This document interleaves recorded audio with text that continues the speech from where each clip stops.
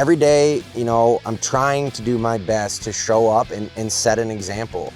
And I always tell the guys, I would never ask you to do something that I would not do myself or haven't already done myself. Welcome to Spotlight Sioux Falls, where culture meets commerce and the people behind our favorite places get the mic. We're your hosts, Melissa Goodwin and Steve Schmidt, and we're sitting down with the makers, doers, and dreamers shaping the soul of our city. From storefronts to side hustles, tattoos to tech startups, we are telling the stories that make Sioux Falls shine. Because behind every business is a human story, and those stories, they're what make our community feel like home. This is Spotlight Sioux Falls. Today on Spotlight Sioux Falls, you guys, we're going back to see Ryan Senden. This is the third time, and every time I feel like I'm driving to the middle of nowhere. I absolutely love it. Especially if you know me, I'm looking for a hobby farm. Today we're out by Montrose, South Dakota. Ryan literally said, here's the GPS. Once you get off the road though, you gotta go about, 970 feet down to the left behind this thing. So I think I see it up there right now. And this is literally a house that's being moved up from Lake Vermilion that somebody purchased. And with the coordination of getting that house off the foundation, building a new foundation that Ryan and the guys did here, and then Ryan and the crew also coordinated the work of now we're gonna go get the house. You're gonna see that partnership that they have there. That's the kind where they drive the big house down the road. They gotta move the power lines, and they got it here today. And we are literally gonna get to see them putting this thing down on the foundation that Ryan and his team built. So I'm really excited. I think this is gonna be the best episode yet.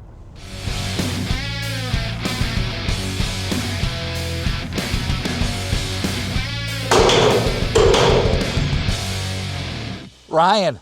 Steve? We meet again, my friend. Yes, indeed. Where did you bring us this time? We're out in Montrose, South Dakota. Look at what you guys are doing. We are out in the middle of nowhere.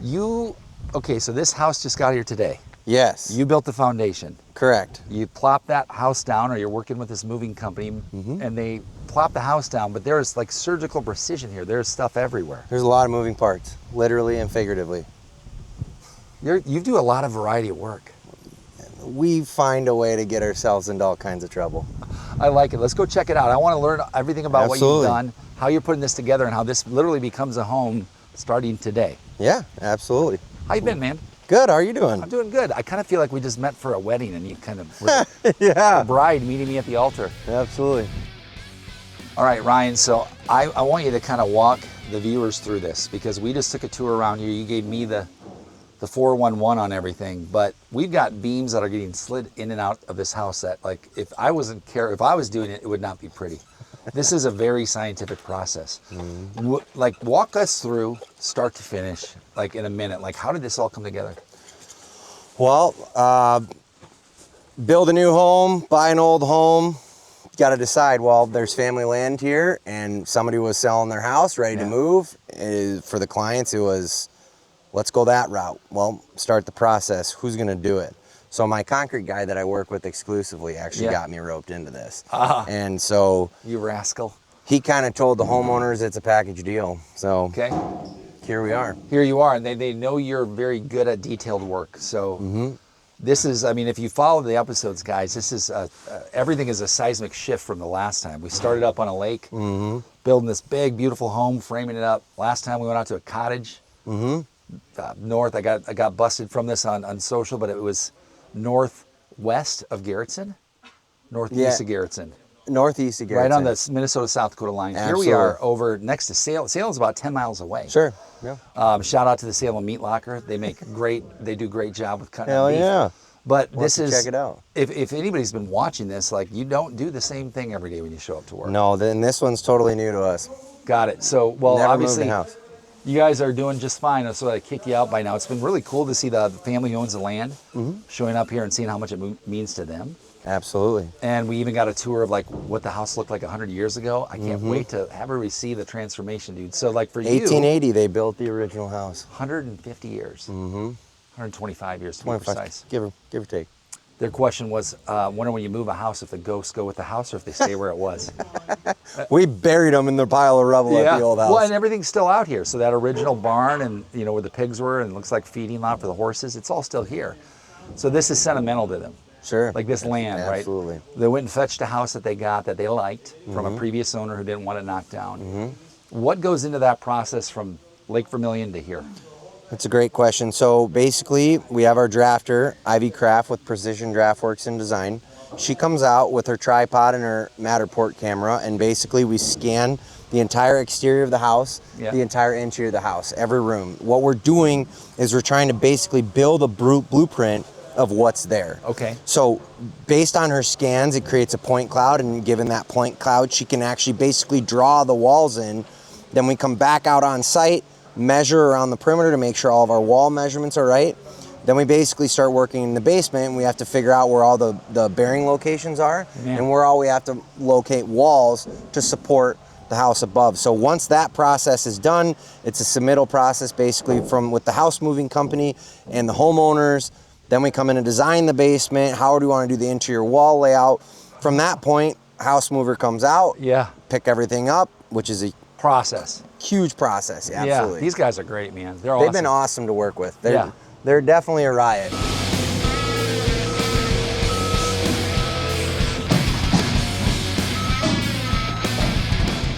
Talk to me about, like, when you think about the risks in something like this, what could go wrong that you've made damn sure has not gone wrong? The biggest thing that could happen, with this house specifically, being as it was built in 1880, there are different heights that the concrete need to be at. Yeah. So the original foundation is like a 24-inch thick boulder wall. I see. That wasn't necessarily level, wasn't necessarily flat. Yeah. And as they added additions onto the house, now you get this varying height that the concrete needs to be at, so everything sits down, and then our roof lines match up. So that's been the biggest challenge, is to make sure that our heights and the concrete were right, the dimensions of the concrete fit the house. That's definitely been the biggest challenge. Is that stressful? Yeah, and honestly, the worst part is when you're actually making those decisions, you're sitting in the office staring at a screen. Yeah. You're not necessarily out on site. You can spend all that time you want out on site, but then you still got to go back to the computer and the drawing board literally and draw this all so that the concrete guys can do their part, correct? Yeah. So we just see, and this is why I love what we get to do with people like you. We see people swinging hammers. We know that people draw up houses. We know that people move them, but nobody knows how it all works together unless you've done this. Absolutely. And even if you've done this, you've probably hired somebody else to do it for you. So seeing the guts of this really makes me appreciate that you can get a home you like anywhere. Just like someone came and bought my grandma's home in Oneka when she passed away. God rest in peace, Grandma, 101 years old. They moved it, kept the lot in perfect condition, kept the basement there, sealed up the basement, even planted grass over it, and just said like this. That's what they're going to do at the old place. They're going to come in with an excavator, excavate it all out, get all the concrete chunks out because they don't want water to pool in there, and then bury it. And then it's almost like it never was there, but it is now serving a purpose for somebody else. And it's actually interesting where this house came from.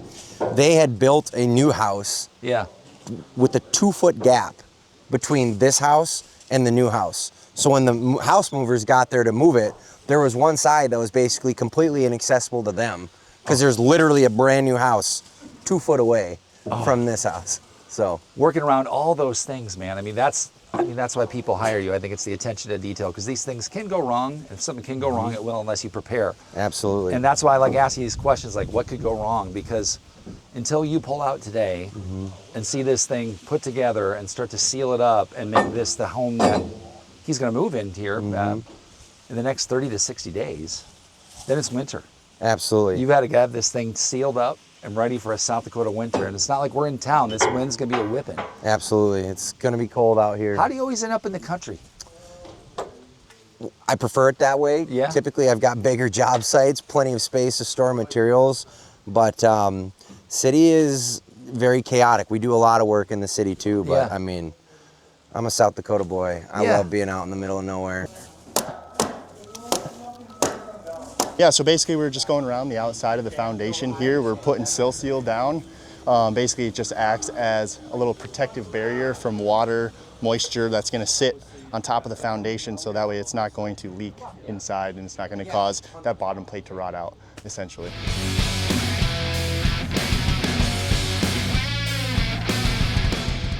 You said the wood teaches you in our first episode, that taught you to be a good builder. Who teaches you how to be a good leader?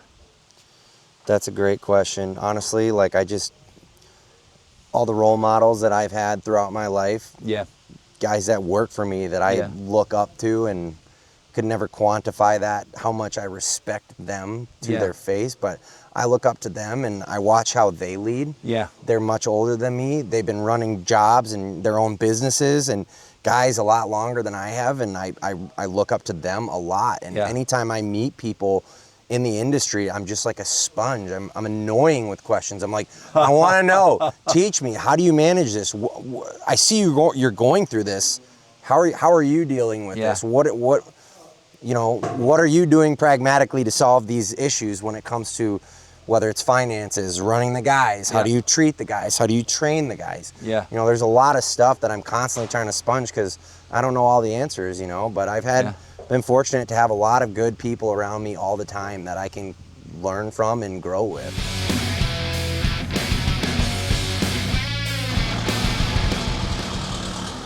So what we have going on here is a hydraulic setup where they can basically control all the jacks that are down in the basement. So what they do is they got these reels of hydraulic lines that run and tie into the jack, and then using this system, they're basically able to lift and lower the house so that it can be positioned proper. And it's a constant up-down process to get it to where they can tweak it and get it set down exactly where it needs to be. So what we do is we come to the corner here and we try to adjust the building using sledgehammers to get the building tweaked to where it needs to be, and then we'll just set it down. So we're using each corner as a reference point for where the building is going to sit down. And they use the hydraulics to go up and down and get the building moved around where it needs to go. Well, the other thing, and I will say this, if I know anything about construction, which is by proxy through my brother, he's a builder, and just learning over time that construction crews don't stay around for a long time, especially with these quick builders. It's kind of like, you might get the same crew for a summer. You got a lot of these guys on your team now, and I say guys because they're guys currently, on this team here today, for a long time. And they could go anywhere else. They could have kept running their own company. They could go work for somebody else, maybe get bigger pay. So you're doing something right. What do you think you're doing right? Attitude is the most toxic thing in this world from a psychological standpoint. Yeah. I mean, just the expression on your face can change the tone of a silent room full of people. Yeah, big time. When you go on site, if I jump out of the truck and I mosey up to the job site and I got my thumb in my butt and I'm just looking, Seen that before. Not from you. Your guys are gonna look at that and they're gonna reciprocate that. Yeah. Every day, I'm trying to do my best to show up and set an example. And I always tell the guys, I will never ask you to do something that I would not do myself or haven't already done myself. Right. And it's important to me to jump up on that steep roof and show them that nobody is above this work. Yeah. Not me, not the bosses, not the old guy. Yeah. The old guy's crazier than most of the young guys. That's a big part of it that I think I try my hardest to do better than anything else is to set an example, how to treat people, how to work with professionals, how to be professionals around other professionals, even if you don't like them or they're screwing us over every step of the way. It's trying to set the example of being the bigger man so that when my guys are in front of clients or in front of people that are important to this business, it's making sure that they understand how I would act, and I want them to act that way. And we have a fantastic team that does it That's really your mission. well. That's your value system was just spoken by you, and I think that's it. Is like accountability to do all the work, not expect more of them than you would expect of yourself. And I think you said something really powerful. It's how do you show up, and it's not just at work; it's life. And if we ever wonder why someone's treating us a certain way, I always say it starts with you. How are you reacting to that? How are you entering the room? Because if people watch you walk in and just say, how can I help?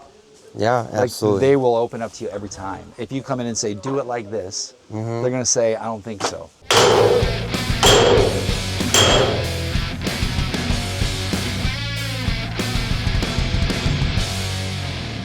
Ryan, so we are in the basement, or what is now a basement. It was a basement, like before this, what do they call it, slab? The house slab? had, the old location had a crawl space, it had a basement area, and then it had like another little crawl space area. So you've just replicated it. Well, no, actually, that's what's really cool about this particular one, we redesigned this so that it's a basement under the entire thing. Got it. Instead of having crawl space areas, we were able to maximize the square footage by making sure that there's basement underneath the entire home. Now this guy gets a 2-story house with a basement. Basement, main, and a second floor. And you need a basement in South Dakota. Absolutely. In the winter especially, man, it gets it's a nice place to go in the summer because it's cool. Absolutely. Yeah. And there's plenty of farmland out here. Now, when I look at this basement, I see that you still need to frame it. So next up, after these guys pull out, are you guys framing the entire basement here? Yeah, so it's actually going to be a slow process. All these beams that you see are going to end up having to come out rather slow, and then we will very carefully brace things up as we go. And as today, they're taking the beams out. Yeah, they'll begin the process. It's a slow move, to be honest. I don't know exactly how long it will take them to take them out. We've never done this before. So it's just going to be a slow burn. They'll slowly take stuff out. So and eventually it just says we are now up against here. We are house to basement. Your crew goes around and seals that off to make sure everything's sealed. Yep. You're gonna pour some window wells in here, right? So you get some light down here. Yep. So we added 4 window wells. That one over here. Yep. This one over here. Beautiful light. And then there's 2 more hidden over in the addition. Okay. So that way we can get some means of egress, so we can actually have legal bedrooms down in the basement, as well as get some natural light down here. Yeah. You know, it's interesting. When I'm still down here, it's still a little mind-blowing to me that these are going away. Yeah. These, not the beams, but like the actual, what the house sat on. And what I understand is when they moved the house here, there had to be a counterweight on the side of it as they lifted the house on to keep the truck that brought in the house so it didn't tip over. So actually what happens is they lift the house up, and then there were big giant I-beams in these pockets, and they literally, it looks like a little mini toy tank with a bunch of steel wheels. They set it on top of the beams, and they literally roll it across the steel I-beams till it's right above. Then they take them out, and then they set it down. So they literally, the house starts over off to the side, and it rolls right over top, and then they slowly let it down. I just think to myself, and you might be thinking this to yourself, who was the first person who ever did that? And they had to be like, I hope this works. You know, I had the same thought. Like I said, this is the first time we've done this. So when I was like witnessing them with all these different highly specialized tools for doing this, it's like, somebody thought of that. Yeah. Somebody thought of that. Yeah, and it's said, like, let's try it. How bad did they screw up before they're like, all right, we're gonna spend the money and make something different to do what we're doing? Yeah. And that always is interesting. Yeah, because this goes wrong, it's wrong. Like it's not good for Serious the house, problems. for the people working here. And so just as a reminder to everybody here, I'm sure you've seen this both in like some of the footage we're taking from above the house. This is a pretty serious project. This is not just like, yeah, we came and they did it and we all went home by 4 and said it's done. No. This is gonna be about a 4-week process start to finish. Yeah, and then the guy... That's like when we started demoing the old house to being done. We spent a couple of months meetings, organizing and drawing everything. Yeah. But well, and again, we see the house move. We see it go down the interstate. Oh, that's moving. But there's so much work that goes into before and after the move. Now, here's the real question for you. If I'm somebody and I say, well, I want to go buy an old house too in the middle of nowhere and move it to somewhere I want it to be, you're probably going to save money in the long run, because you're buying a house that might be less expensive because of where it's at. You're gonna throw it onto some new stuff and maybe renovate the up. So you might be able to go buy a house, let's say in the middle of farmland USA, South Dakota, and you get that thing for 200 grand.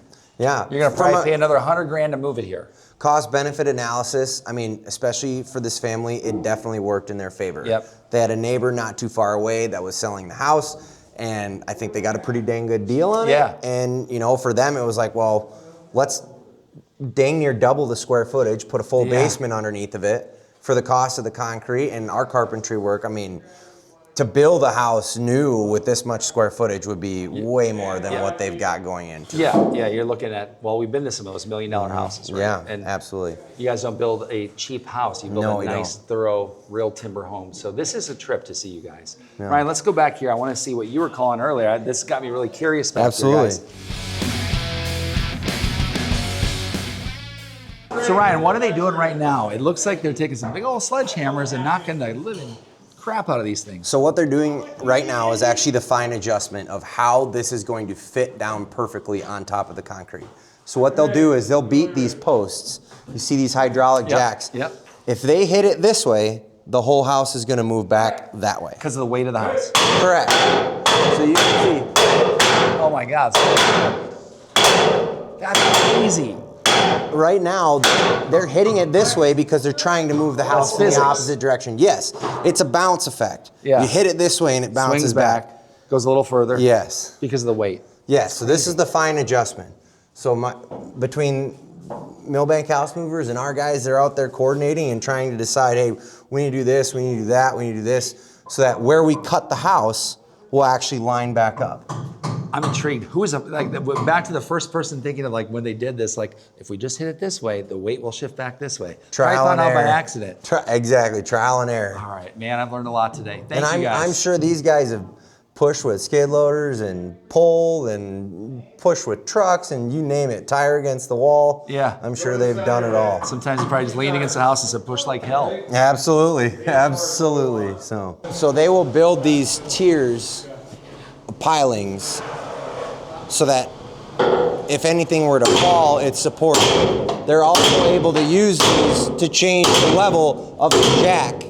As they drop it down, they're gonna have to take more out of this.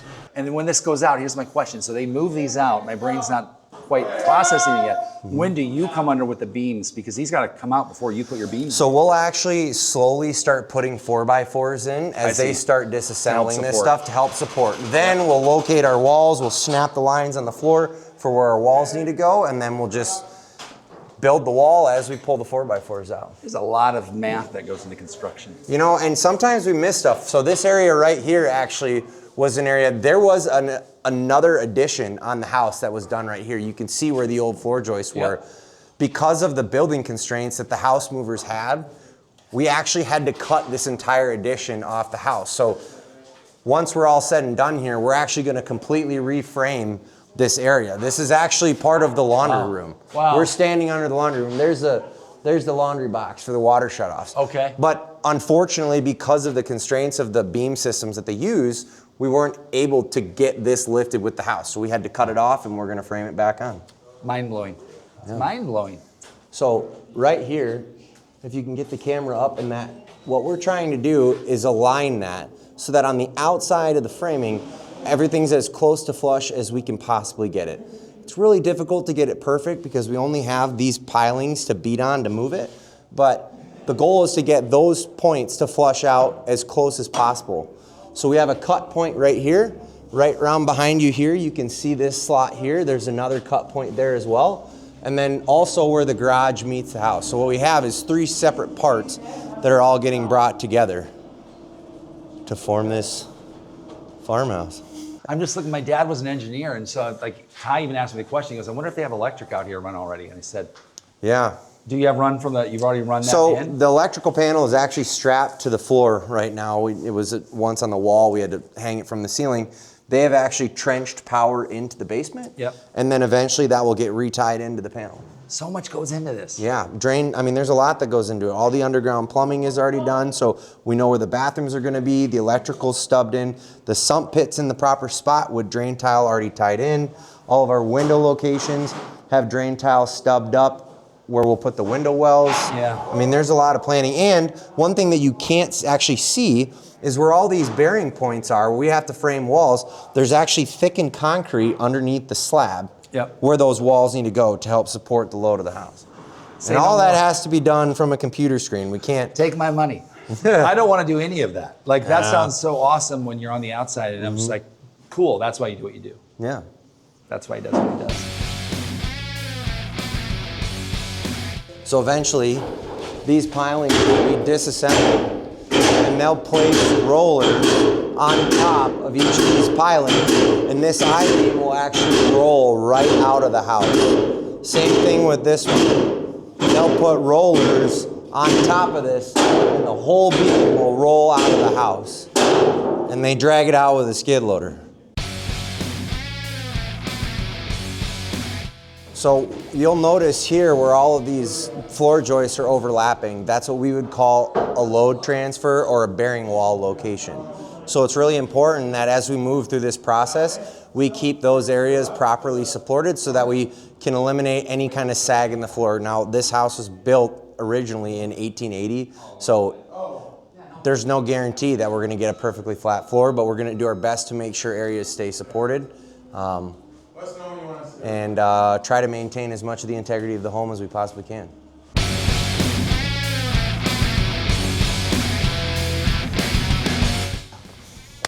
Long day's work, huh? Yes, sir. I mean, not like we're doing anything here.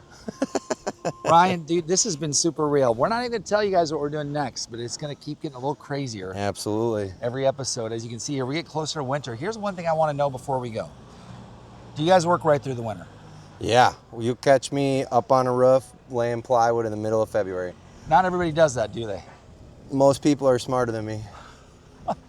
So this is not the end of the, yours is 12 months out of the Dude, year, we're 365 12 days. months, 387 days a year. Does that mean we're gonna have to come film you while you do that? Get your coats on, hats and gloves. You guys have seen nothing yet. It's only gonna get better from here. Ryan, brother, this has been real. We are Absolutely, out here. man. Thank you. 10 miles 10 miles due east of Salem. We're going back towards Sioux Falls now, but all I can see is, I know this, you got homes that way, you got homes that way. Mm-hmm. You're starting to crowd out the country, man. Leave some room for the rest of them. We're getting there. All right, brother. Thank you so much for having us Absolutely. today. Till next time. This episode of Spotlight Sioux Falls is sponsored by Magnetic. We help businesses grow through content that stands out and software that scales your conversations. Not sure how to build your pipeline? You can find us at magnetic.services. Magnetic.services, your pipeline will thank you. Thanks for listening to Spotlight Sioux Falls. These are the stories and the businesses that shape our city. If you heard something today that made you smile, made you think, or maybe reminded you of someone you know in your neighborhood, please share it. That's how we support local. That's how we grow. And if you know a business owner we should feature, or you want to tell your story, reach out. Until next time, we're Steve and Melissa, and this is Spotlight Sioux Falls, where local stories get the stage they deserve. Running a business means we all wear a lot of hats, but sometimes you need extra hands, sometimes some specialized talent to keep projects moving. That's where our friends at Solvo Global come in. Whether you need offshore or nearshore resources or long-term project support, Solvo connects you with the right people to scale your business. They make it simple. You get trusted talent without the overhead, so you can focus on growth instead of scrambling for help. Check out the link in our show notes below to learn more about how Solvo Global can support your next big move.